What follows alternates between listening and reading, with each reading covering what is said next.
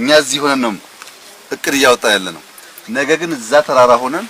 ጠላት buurtaas waxaa ku jira cadowgeenna waan soo qooratayn doonaa dhinaca kale ayaanan uga imaanaynaa haa dhinacaas ayay ku sugan yihiin ra'iisul wasaaraha Itoobiya Abiy Ahmed ayaa sidaas ka yiri isaga oo ku sugan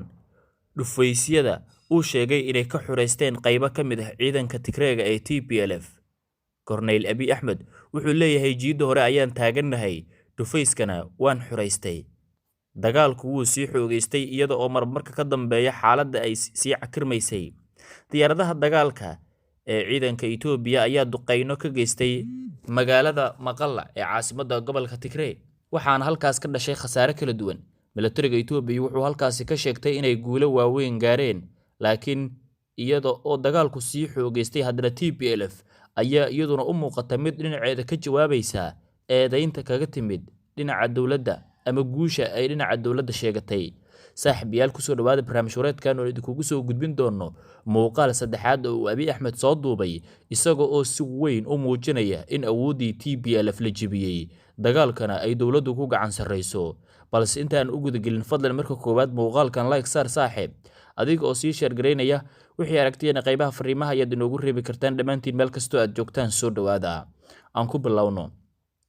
ra'iisul wasaaraha waddanka Itoobiya Cornel Abiy Ahmed ayaa markaan soo duubay muuqaal saddexaad oo uu kaga hadlayo dagaalada socda ee Itoobiya wuxuuna Abiy u muuqdaa mid bedelay gabi ahaanba farsamadii iyo falsafadii dagaalka waxaana xilligan dagaalkiisa aanan ka marnayn warbaahinta hadda wuxuu leeyahay waxaan taagannahay furimo dhufaysyo ah oo aan ka xureysanay kooxda cadowga ah ee TPLF sida uu hadalka u dhigay wuxuuna sidoo kale Abiy Ahmed leeyahay waxay ku sugan yihiin buurahaas gadaashooda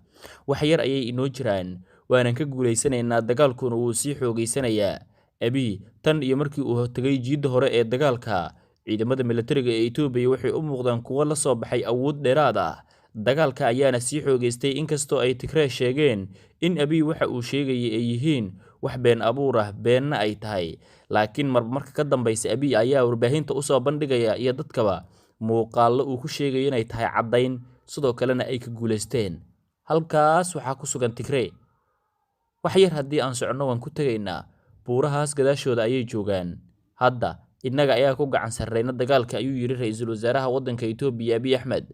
24 saac la soo dhaafay dagaalada socday ayaa aad u xoogaystay waana taas sababta keentay in militariga Itoobiya ee uu hogaaminayo Abiy Ahmed ay guulo hordhaca ka sheegtaan dagaalka Abiy ayaa sheegay sidoo kale inay qabsadeen deegaano hor leh oo ay TPLF kala wareegeen dagaalka sii xoogaystay ayuu sheegay in markaani ay tahay wajigii saddexaad ee gabagabaynta dhulka ay Tigreega ku soo duuleen ee dhinaca canfarta sida uu hadalka u dhigay Abiy ayaa sidoo kale sheegay inay dhinac kasta ka weerari doonaan ciidamada uu sheegay inay yihiin cadowga ku soo duulay magaca iyo jiritaanka dawladnimada Itoobiya wuxuuna sheegay inay dagaalkani ku guuleysanayaan Cornel Abiy ayaa isaga oo si u muuqata inay geesinimo ku jirto u taagan furimaha dagaalka gaar ahaan dhufaysyo uu sheegtay inay ka xureysteen ciidanka TPLF uu sheegay inay gudbi doonaan halka ay joogaan tagi doonaan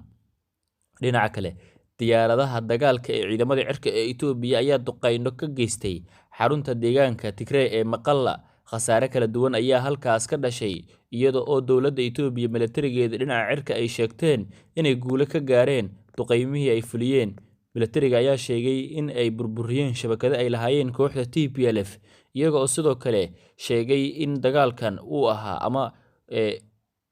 duqeymahani ay ahaayeen kuwo qorsheysnaa oo ay dawladdu militarigeeda ku guuleysteen dagaalka ayay sidoo kale sheegeen inay sii wadi doonaan goobaha ay bartilmaameedsadeen waxay sidoo kale sheegeen inay ahaayeen kuwo hore bartilmaam mid u ahaa oo ay horey u qorsheeyeen laakiin kama aysan hadlin in halkani khasaaro dhan shacab ah uu soo gaaray dhinaca kale TPLF afayeen u hadlay wuxuu sheegay in ciidamada Itoobiya maanta ay xasuuqeen dad shacab ah halka ay dhibaatada ka geysteen aysan ku sugan ciidan ka tirsan TPLF hadda TPLF ayaa eedayn weyn dusha u saartay militarigii maanta duqeymaha fuliyay dhinaca kale waxaa jira duqeymo ay ciidamada TPLF waa dabcan militariga Itoobiya ka geysteen deegaano kale oo dhinaca gobolka Tigray xiga laakiin wali waxaa socota in dawladda Itoobiya ay guulo ka sheeganayso dhanka kale afayeen u hadlay jabhadda u dagaalanta xorriyad gaarsiinta shacabka Oromiya ee OLA ayaa sheegay inay diyaaradaha ciidanka cirka ee Itoobiya ay duqeyno ka geysteen bariga gobolka Waleega ee deegaanka Oromiya, taasoo ay waxyeello ka soo gaadhay dad shacab ah sida ay hadalka u dhigeen. Waxay sheegeen bariga Waleega in duqeymo xooggan ay ka geysteen ciidamada militariga Itoobiya, iyaga oo sheegay inay xilligaas raadinayeen OLA, laakiin OLA ayaa sheegtay in ciidamada deegaanka aysan wax dhibaato ah soo gaarin, laakiin militariga Itoobiya ay dhibaato u geysteen dad shacab ah oo Oromo ah.